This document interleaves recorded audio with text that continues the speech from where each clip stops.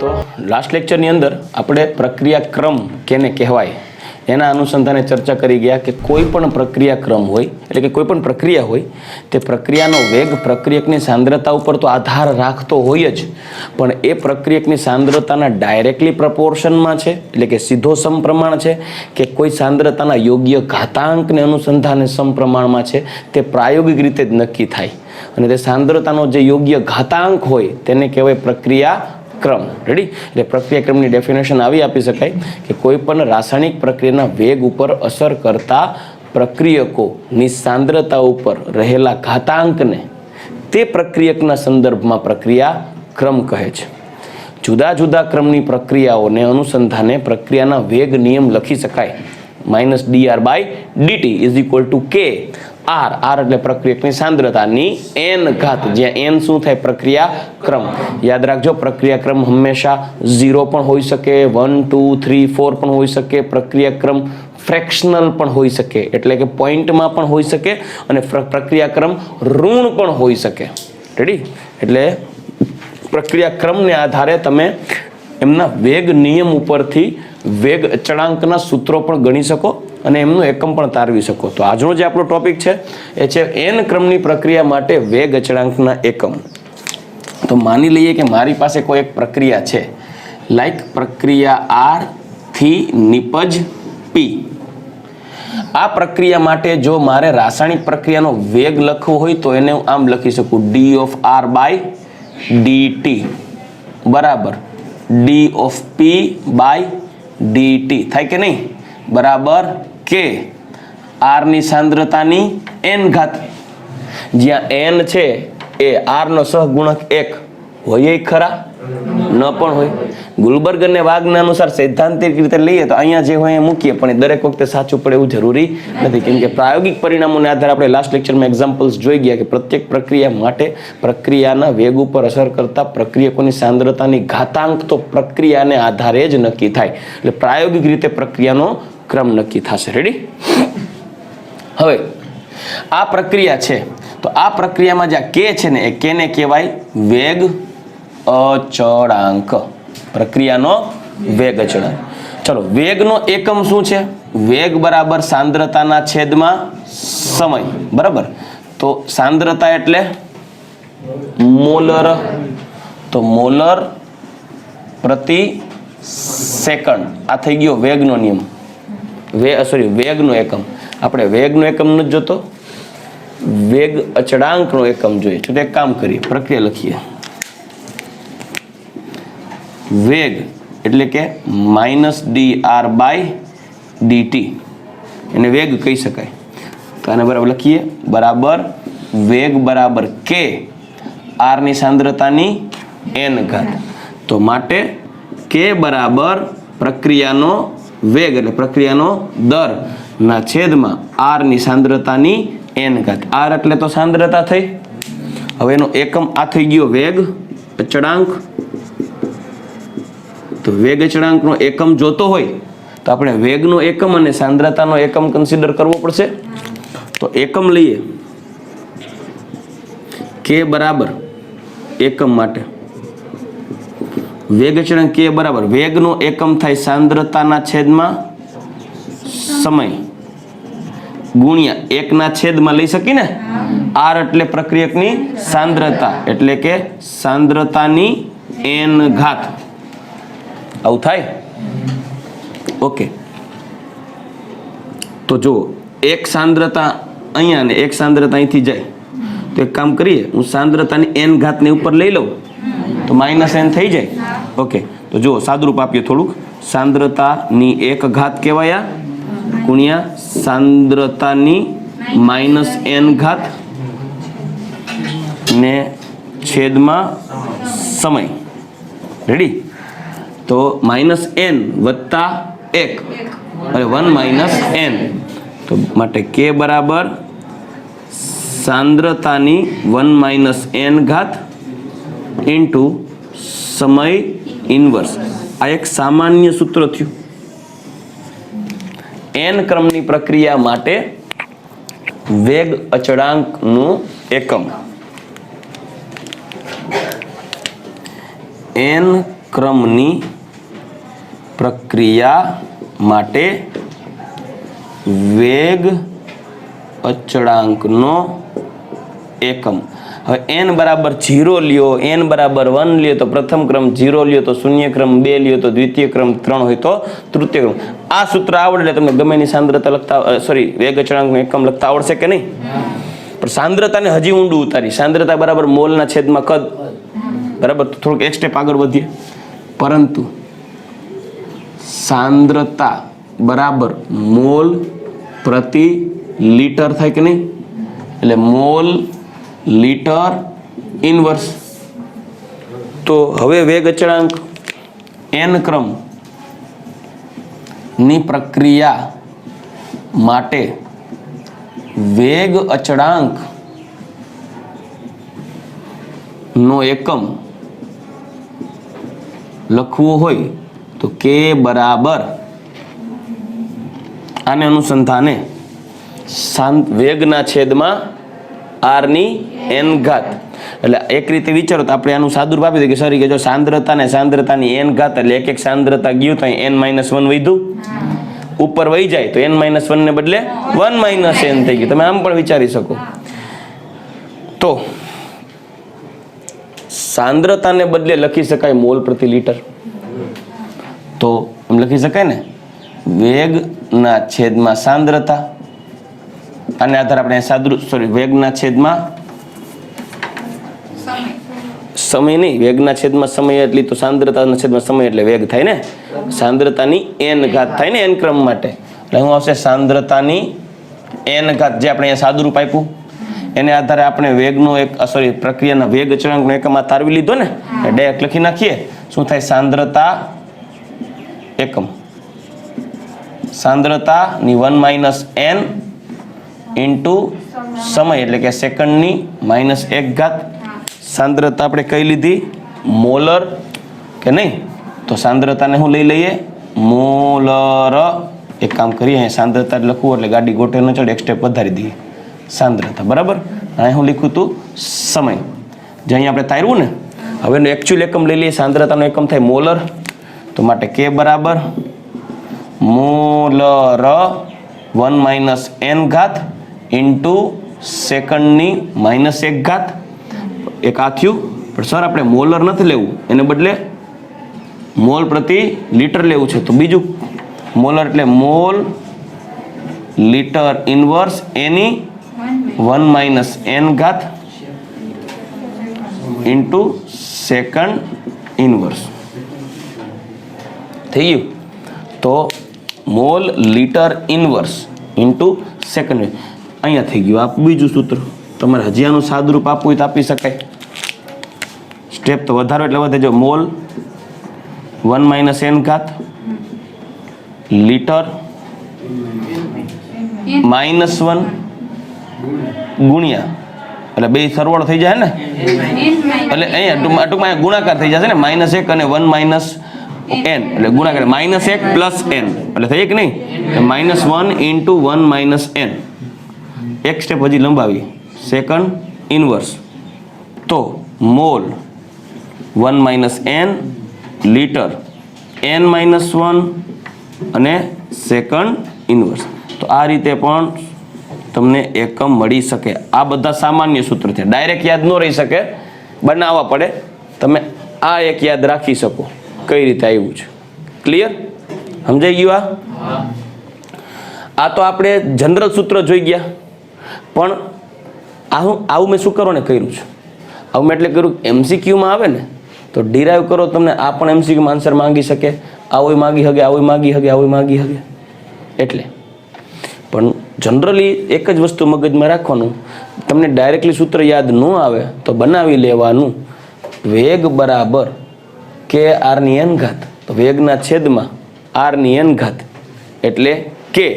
તો વેગ એટલે સાંદ્રતાના છેદમાં સમય, અને r ની n ઘાત, n એટલે ક્રમ, તો સાંદ્રતાની n ઘાત. તો સાદુરૂપ આપો એટલે સાંદ્રતાની 1 - n પ્રતિ સમય. સમજાઈ ગયું? તો હવે શૂન્ય ક્રમની પ્રક્રિયા હોય, શૂન્ય ક્રમની પ્રક્રિયા માટે વેગ અચળાંક નો એકમ. જો તમને આમાં ડાયરેક્ટ સાદુરૂપ આપો તોય ઠીક છે અને ડાયરેક્ટ વેગ વાળું સૂત્ર મારો તોય ઠીક છે. વેગ બરાબર કે આર ની 0 ઘાત. શું કરવાને? શૂન્ય ક્રમ એટલે કે n બરાબર 0 થઈ જશે ને. તો આર ની 0 ઘાત એટલે 1. તો k બરાબર વેગ ના છેદમાં આર ની 0 ઘાત એટલે એ તો અચળ થઈ ગયું 1. તો માટે k બરાબર વેગ બરાબર સાંદ્રતાના છેદમાં સમય એટલે કે મોલર સેકન્ડ ઇનવર્સ અથવા mall litre inverse second inverse. કેના માટે? શૂન્ય ક્રમની પ્રક્રિયાનો વેગ અચળાંક. હાલ થઈ ગયું. તો એકમ થાય. કેમ કે ક્યારેક એવું થાય તમને વેગ અચળાંકના મૂલ્ય આપ્યા હોય ને એને આધારે આપણે જજમેન્ટ લેવું હોય કે આ પ્રક્રિયાક્રમ કયો છે, તો વેગ અચળાંકના એકમને આધારે નક્કી કરી શકાય કે કયો ક્રમ છે. જો વેગ અચળાંકનો એકમ મોલર સેકન્ડ ઇનવર્સ હોય ને તો સમજી લેવાનું હોય કે શૂન્ય ક્રમની પ્રક્રિયા છે. જો વેગ અચળાંક ખાલી સેકન્ડ ઇનવર્સ હોય ને તો સમજી લેવાનું પ્રથમ ક્રમ છે. કેમ કે આમ ખાલી સેકન્ડ ઇનવર્સ આવે. જોઈ લે કઈ રીતે. પ્રથમ ક્રમની પ્રક્રિયા માટે વેગ અચળાંકનો એકમ.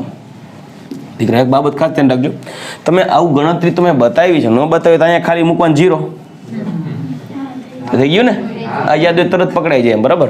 પ્રથમ ક્રમની પ્રક્રિયા માટે વેગ અચળાંકનો એકમ. આવું એક સ્ટેપ બાય સ્ટેપ એટલે સમજાવું છું. મારે આગળ સંકલિત વેગ નિયમ જેવું લેવું છે ને, સંકલિત વેગ નિયમની થિયરી, એની અંદર આવી રીતે હું બતાવવાનું છું. એટલે મેં બતાવ્યું. બાકી તમારે ડાયરેક્ટ છાપવું હોય તો આવી રહ્યું, આ કિંમત મૂકી હોય. આ સાદું જનરલ સૂત્ર છે તેમાં તો ખાલી ક્રમ પ્રમાણે જ મૂકવાનું ને. n બરાબર 0 1 2 3 ગમે એ. પ્રથમ ક્રમ માટે વેગ સમીકરણ લખીને વેગ બરાબર કે આર ની 1 ઘાત. પ્રથમ ક્રમ માટે n બરાબર 1 એટલે n બરાબર 1 થઈ જાય ને. સામાન્ય સૂત્ર અહીંયા બરાબર આ પ્રમાણે. રેડી? તો k બરાબર વેગના છેદમાં સાંદ્રતાની 1 ઘાત.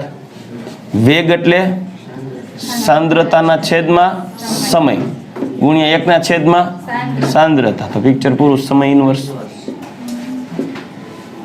તો માટે પ્રથમ ક્રમની પ્રક્રિયા માટે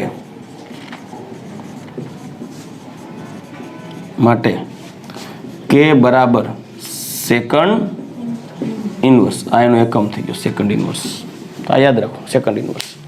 તો આ રીતે પ્રથમ ક્રમ હોય તો આ શૂન્ય ક્રમ હોય તો આ, પ્રથમ ક્રમ હોય તો આ. માનો કે અહીંયા પ્રથમ ક્રમ છે તો 1 - 1 0 એટલે સમય ઇનવર્સ. મતલબ કે રાસાયણિક પ્રક્રિયાનો વેગ અચળાંક પ્રથમ ક્રમની પ્રક્રિયા માટે સાંદ્રતાથી સ્વતંત્ર છે. તમને કોઈ એમ પૂછે કે મારી પાસે પ્રક્રિયા છે, એનો શરૂઆતની સાંદ્રતા ફલાણી છે, ત્યારે એના વેગ અચળાંકનું મૂલ્ય આટલું છે, પછી મૂલ્યની પાછળ શું આપ્યો હોય? એકમ.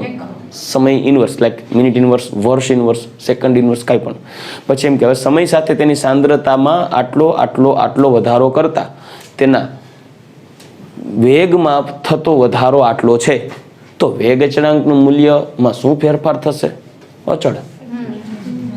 કેમ કે સાંદ્રતાના ફેરફાર સાથે પ્રથમ ક્રમની પ્રક્રિયા માટે k નું મૂલ્ય બદલે નહીં. કેમ કે k ના મૂલ્ય માટે સેકન્ડ ઇનવર્સ એટલે સાંદ્રતાના સાથે તો કોઈ સંબંધ જ નથી. તો સર સાંદ્રતા સંબંધ નથી, મને કેમ ખબર પડે કે આ વેગ અચળાંક છે, આ પ્રક્રિયા આપી છે પ્રથમ ક્રમની હોય? મેં પહેલા જ કીધું, એક વખત વેગ અચળાંક k આપ્યો હોય તો એનું સાંદ્રતાનું મૂલ્ય એકમ જ જોઈ લેવાનું. એકમ ઉપરથી પકડાઈ જાય પ્રક્રિયાક્રમ પ્રથમ છે કે દ્વિતીય. જો સેકન્ડ ઇનવર્સ હોય તો પ્રથમ ક્રમ. માનો કે મોલર પ્રતિ સેક સમય એટલે કે સાંદ્રતા પ્રતિ સમય હોય તો શૂન્ય ક્રમ. એવી રીતે તમે દ્વિતીય ક્રમ અને તૃતીય ક્રમની પ્રક્રિયાઓ પણ એકમ તમારે ગણવા હોય તો ગણી શકો આ સમીકરણને આધારે. હવે આપણે દ્વિતીય અને તૃતીય ક્રમ માટે આગળ વિચારીએ.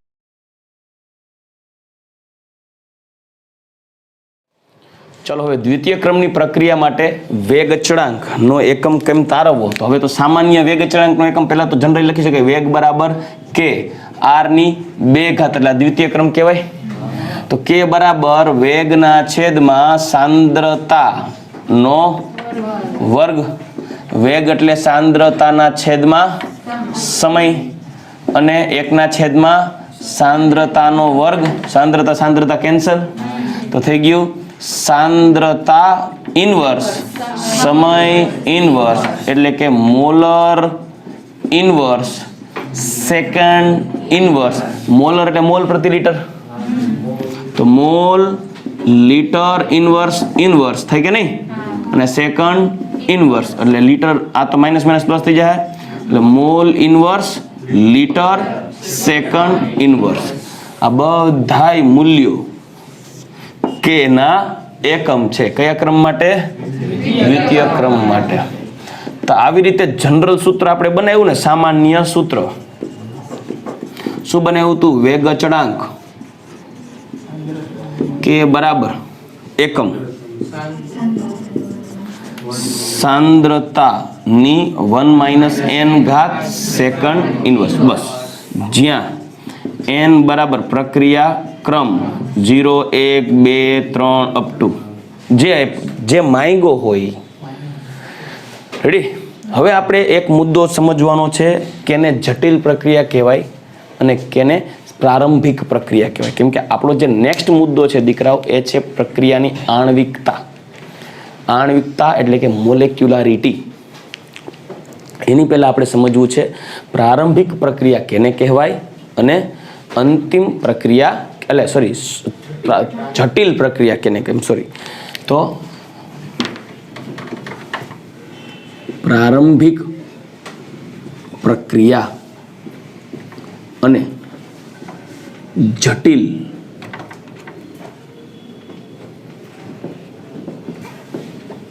અંગેની સમજૂતી.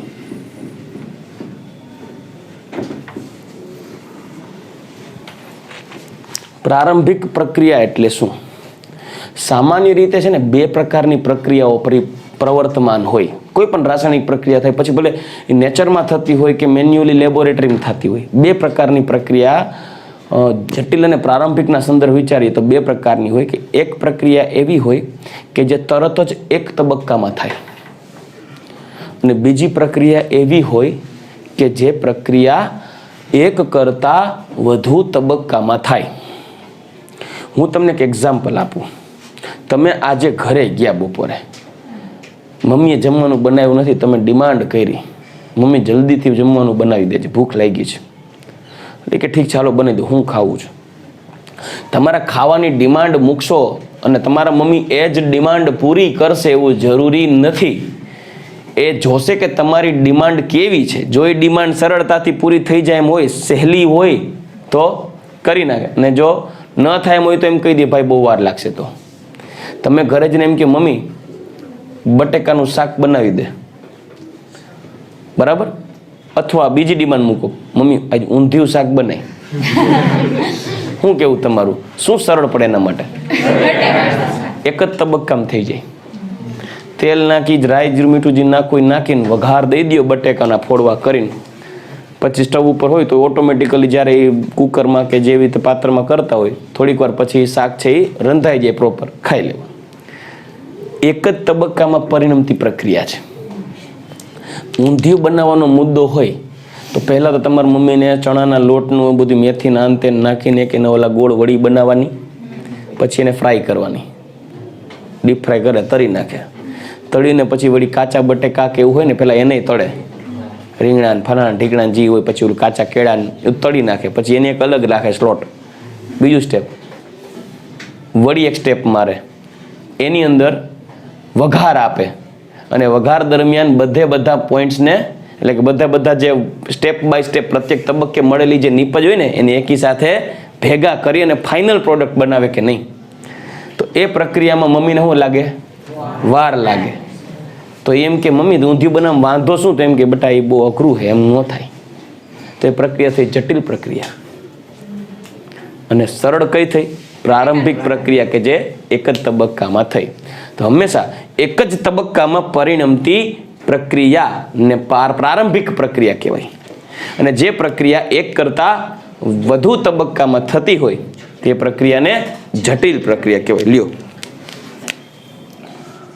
એક જ તબક્કામાં પરિણમતી પ્રક્રિયાને શું કહેવાય?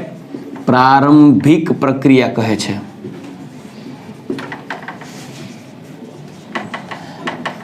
એક જ તબક્કામાં પરિણમવું એનો મતલબ એવો થાય કે પ્રક્રિયા જેવો પ્રક્રિયક તમે મિક્સ કરો છો કે તરત જ તે સીધો પ્રોડક્ટ આપે છે, કોઈ મધ્યસ્થી નિપજ આપતું નથી.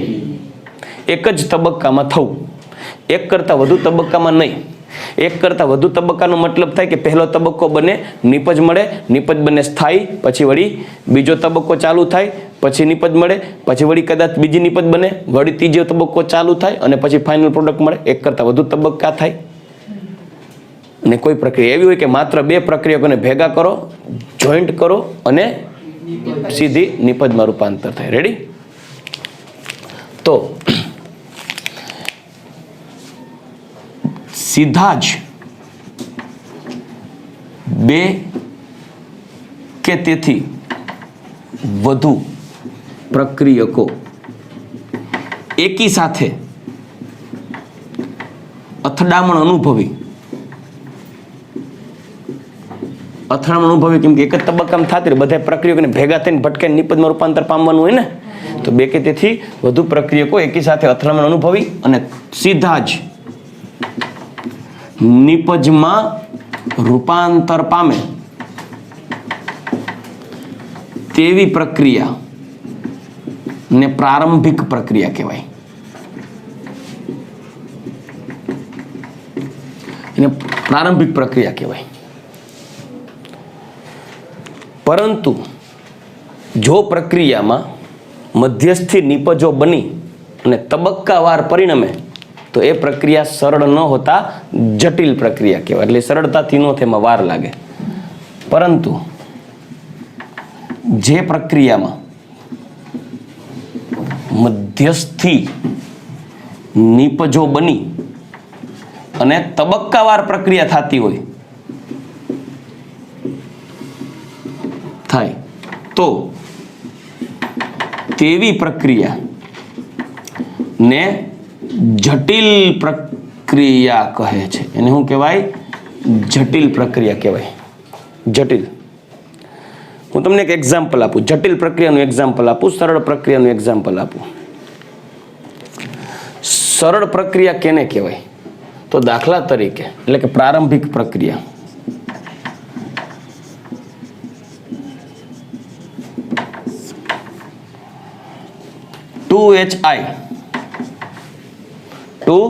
HI gas gives H2 gas plus I2 gas. Picture પૂરું. એક જ તબક્કામાં અથડામણ અનુભવી સીધા બે ઘટકોનો કેમાં રૂપાંતર થઈ ગયા? નિપજ. જ્યારે જટિલ પ્રક્રિયા 2 moles of H2O2 it gives 2H2O plus I2 O2. તો અમને સર આ એક જ તબક્કામાં થાય ને? એ કે કાંઈ આ બે H2O2 આમાં ભટકાણા. મતલબ આમાં જોયું પ્રક્રિયા જોઈને ખબર ન પડી જાય કે આ પ્રારંભિક છે કે જટિલ છે? એ જોઈને ખબર ના પડે. આ પ્રક્રિયા જટિલ છે. આ આયોડાઇડ આયનની હાજરીમાં આલ્કલાઇન મીડિયા એટલે બેઝિક મીડિયા આયોડાઇડ આયનની હાજરીમાં પ્રક્રિયા થાય. સમજાઈ ગયું? પ્રક્રિયા કેવી રીતે થશે? તો step 1 H2O2 plus I minus it gives H2O plus IO minus. Step 1. પછી તો કે step 2 H2O2 plus IO minus it gives H2O plus એક O નીકળો, એક O અહીંયાથી એટલે O2 plus I minus. સરવાળો કરો પ્રક્રિયાનો તો કુલ પ્રક્રિયા 2 H2O2 it gives H2O ને 2 મોલ O2 I માઇનસ બતાવતો એટલે નથી વાઇપ્રો સામે મુક્ત થઈ ગયો તો આ પ્રક્રિયા જટિલ થઈ કેમ કે એક કરતા વધુ તબક્કામાં પરિણમે છે જ્યારે આ પ્રક્રિયા સરળ થઈ કેમ કે માત્ર એક જ તબક્કામાં થતી પ્રક્રિયા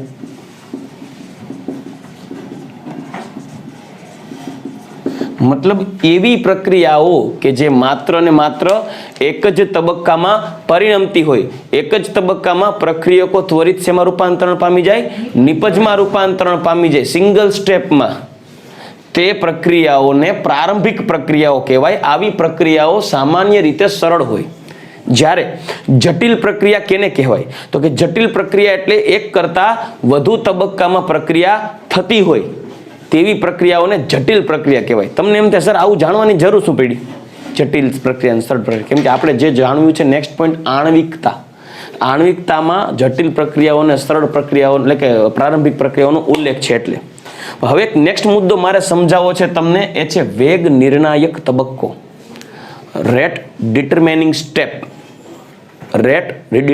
સ્ટેપ એટલે વેગ નિર્ણાયક તબક્કો દીકરા કોઈ પણ પ્રક્રિયા હોય એ પ્રક્રિયાનો વેગ નિર્ણાયક તબક્કો કેને કહેવાય તો કે ભાઈ એવો તબક્કો પ્રક્રિયાનો એક એવો તબક્કો કે એ તબક્કાને આધારે પ્રક્રિયાનો વેગ નક્કી કરી શકાય એમ કે ભાઈ આ પ્રક્રિયાને આટલી વાર લાગી એનું કારણ આ તબક્કો છે સમજે છે કે નહીં કોઈ એમ મને કહે કે સર સૂકી ભાજી બનાવવાની છે તો સામાન્ય રીતે બે તબક્કામાં પ્રક્રિયા પરિણમે પ્રથમ તબક્કામાં બટેકા બાફવાના હોય અને બીજા તબક્કામાં ફોડવા કરીને સીધા વઘારવાના હોય તો હું એમ કહીશ કે એટલીસ્ટ મને 20 મિનિટ આપો 20 થી 25 મિનિટ આપો તમને સૂકી ભાજી બનાવીને દઈ દઉં તમે એમ કહો શું પણ 20 થી 25 મિનિટ વઘારવામાં શું વાર લાગે બટેકાની બાપ ફોડવા વઘારવામાં શું વાર લાગે એ તો તરત તમે તેલ આવશે એટલે હળદરને નાખીને સીધું ફોડવા નાખીને આમાં હલાવી નાખો એટલે પૂરું તેમાં શું વાર લાગે ખરેખર નથી વાર લાગતી નો ડાઉટ એ તો વધીને 5 મિનિટનું કામ છે વધીને 5 મિનિટ તો કેમ તમે 20-25 મિનિટ માંગી કેમ કે બફાતા વાર લાગે એટલે આટલો સમય લેવાનું કારણ કોણ પહેલું સ્ટેપ તો એ સ્ટેપને કહેવાય પ્રક્રિયાનો વેગ નિર્ણાયક તબક્કો સમજાય છે આ વેગ નિર્ણાયક તબક્કો કહેવાય હું તમને એમ કહી દઉં માની લ્યો કે દિલ્હીથી તમને કોઈ વ્યક્તિ પોસ્ટમાં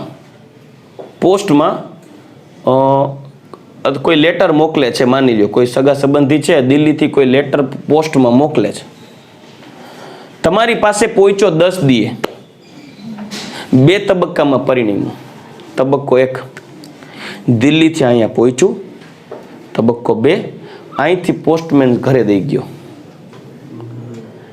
વેગ નિર્ણાયક તબક્કો કયો થયો દિલ્હીથી પહોંચતા વાર લાગી અહીંયા આવ્યો બિચારો તે દી પહોંચાડી ગયો તો આ વેગ નિર્ણાયક તબક્કો થયો ઇન્સ્ટન્ટ કે બરાબર કે જે બે તબક્કા થતા હોય કે એક કરતા વધુ તબક્કા થતા હોય પણ પ્રક્રિયા થવા માટેનો જે કુલ સમય છે એનું મુખ્ય કારણ કઈ પ્રક્રિયા હોય કઈ તબક્કો હોય તો કે જે ધીમો હોય એને કારણે જે વાર લાગશે એનું કારણ ધીમો તબક્કો છે પ્રક્રિયા આટલી ધીમી થઈ કે આટલી ઝડપી થઈ એ નક્કી કોણ કરશે એ તબક્કાનો એ પ્રક્રિયાનો સૌથી ધીમો તબક્કો એટલે પ્રક્રિયાનો વેગ ડિસાઈડ કરશે એટલે પ્રક્રિયાનો એવો તબક્કો કે જે સૌથી ધીમો તબક્કો હોય તે તબક્કાને તે પ્રક્રિયાનો વેગ નિર્ણાયક તબક્કો તો આ પ્રારંભિક પ્રક્રિયાઓ તો એક જ તબક્કામાં થતી હોય ને તો એ જ પ્રક્રિયા એને વેગ નિર્ણાયક પ્રક્રિયા હોય પણ એક કરતા વધારે તબક્કામાં થતી પ્રક્રિયાઓ પૈકી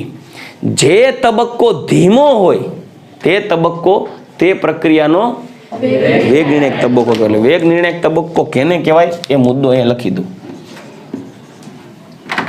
રેટ ડિટરમિનિંગ સ્ટેપ વેગ નિર્ણાયક તબક્કો તો કે ભાઈ પ્રક્રિયાનો એક કરતા વધુ તબક્કા માં પરિણમતી હોય, કેમ કે પ્રશ્ન તો ત્યારે જ થાય ને કે એક કરતા વધારે તબક્કામાં થાય ત્યાં જ પ્રશ્ન થાય ને કે તો કેને કારણે વાર લાગી. બાકી જો એક જ તબક્કામાં સીધું એને જ અહીંયા દેવાનું, એક જ ઝાટકે પ્રક્રિયા બનાવવાની હોય તો જે વાર લાગે છે એનું રીઝન ખબર જ હોય કે જેટલી વાર લાગશે યારને કારણે જ લાગશે. પણ આમાં એમ કે ભાઈ આને આટલી બધી વાર લાગી કેમ, તો કે કેમ ભાઈ આ ધીમો હતો, હું તો આવ્યો એટલે તરત બની ગયો. સમજાય કે નહીં? એટલે વેગનો એક તબક્કો કયો, એવો પ્રશ્ન જ ત્યારે થાય જ્યારે પ્રક્રિયા જટિલ હોય. સમજે કે નહીં?